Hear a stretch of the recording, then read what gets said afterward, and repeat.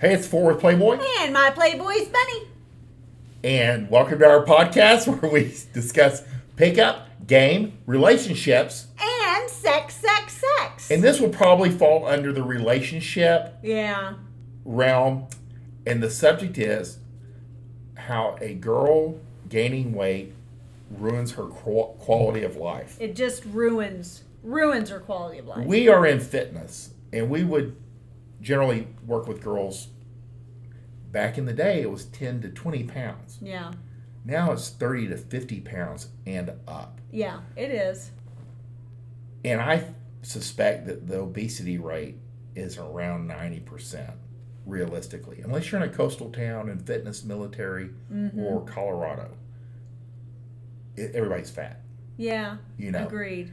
And we have had the unfortunate, being older, see girls, friends, family members, girlfriends of our guys that we know gain 10, 20, 30, 50 pounds. Sometimes it slowly creeps on, and sometimes it's like night and day. Yeah. And what we know and what we see, and especially being in the fitness business and working with people to help them lose weight, is it ruins every facet of their life. Yeah. It's literally a net negative. There's nothing that it improves at all. We've seen girls struggle to find a boyfriend. Yeah. To find a husband, to lock in a husband. Yeah. To get pregnant. Yeah. The quality of the pregnancy. Yeah. How they feel about themselves. I mean, it doesn't stop, and it doesn't have to be. And this is a thing that I always notice, like sometimes, and I stay out of it, but like everybody thinks it has to be my 600-pound life. No. Your eye is so skewed that you can look at a girl who's 20 pounds overweight nowadays, and she looks average. Yeah. Well, she is average. The average That's girl the problem. is 5'4" and 170 pounds. She should be 130. Man. It's a 40-pound swing. That's a lot of weight. But something that we talk about a lot is even 10 pounds on a girl who's, let's say, 5'7", 5'8", or below is noticeable.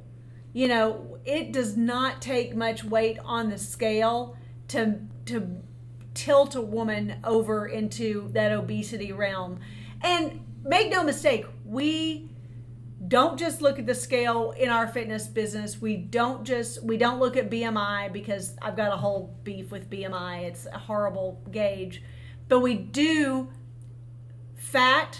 body fat measurements, and we do caliper measurements, and we do tape. We tape proportions, because it all gives a lot better picture of where these women and men, but women in this case, stand.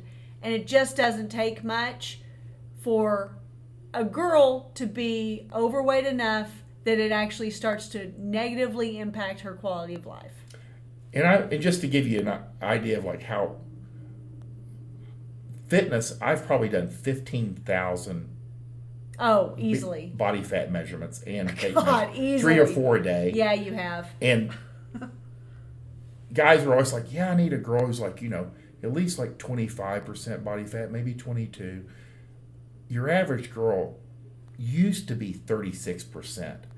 It's closer to 40 and 50% body fat now. I see more 49% body fat women coming in. Yeah. I'm like, what is magic about 49? But it's literally half of her structure is blubber. Yeah. And if you were to see these women, they blend right in. They blend right in. And again, we're talking like late 20s.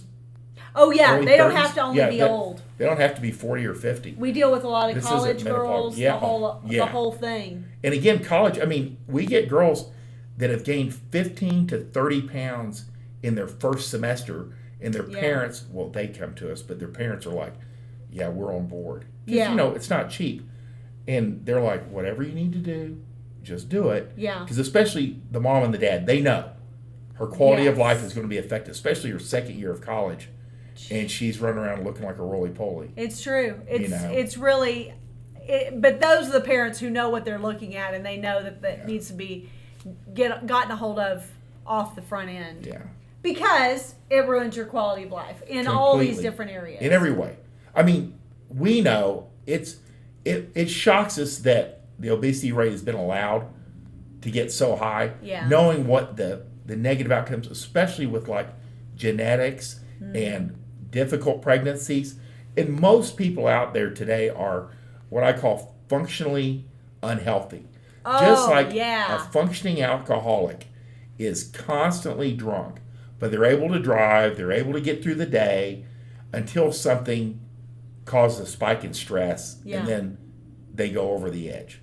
And most people, and that's why I think COVID had such a large impact, was all these people are overweight. They're all functionally unhealthy. And COVID was what pushed them into, respiratory failure, heart failure. Right. Including younger people.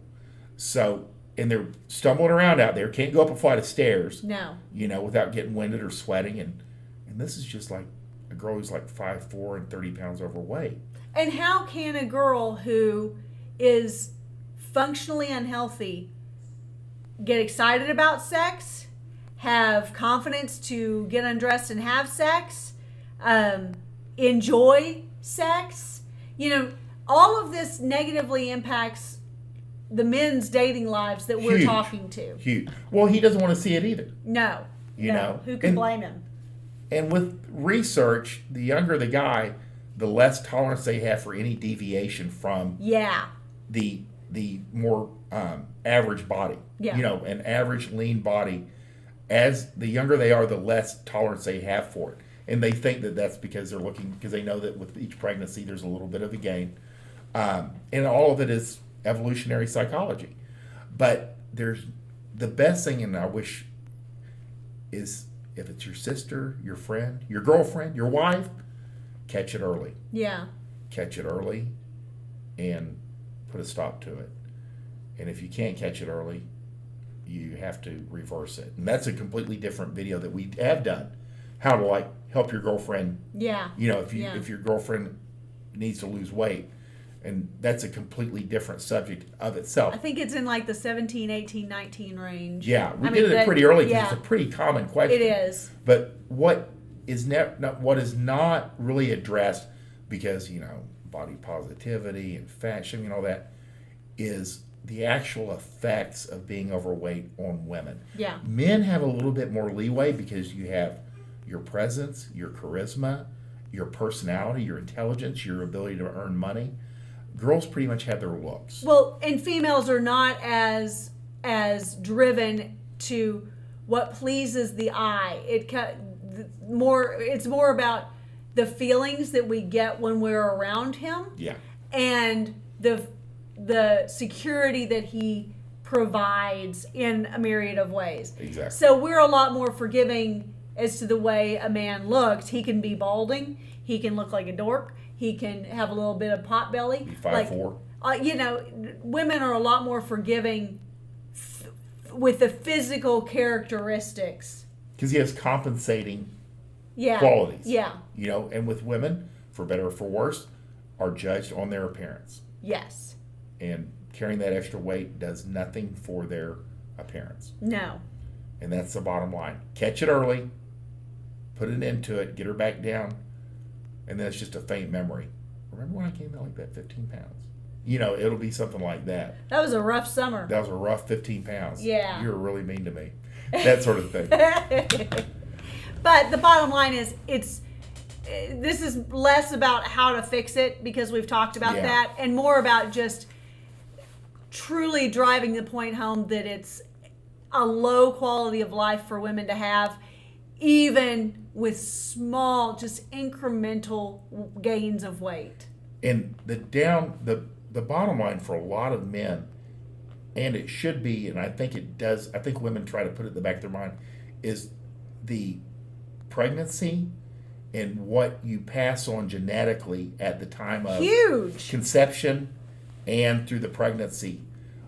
Your quality of, if you're carrying extra body weight, you're putting the child at risk. You are. And you're putting them at a lifetime of higher risk for obesity and heart and liver and kidney problems. A healthy weight going into the pregnancy with And good healthy habits, yeah. it's conveyed.